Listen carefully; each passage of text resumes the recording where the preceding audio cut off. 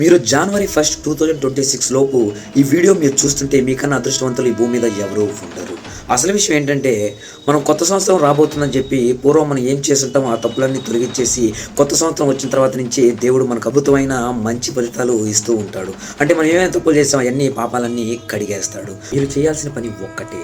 అదేంటంటే జనవరి 1న బ్రహ్మముహూర్తాన లేచి ఓం సర్వేశ్వరాయ నమః అని 11 టైమ్స్ ఆర్ 21 టైమ్స్ మీరు చెప్తే ఖచ్చితంగా 2026లో మీరు అనుకున్న స్థాయికి మీరు ఎదుగుతారు. అలాగే మీకు ఏది మంచో ఆ దేవుడు మీకు ఖచ్చితంగా ఇచ్చి తీరుతాడు.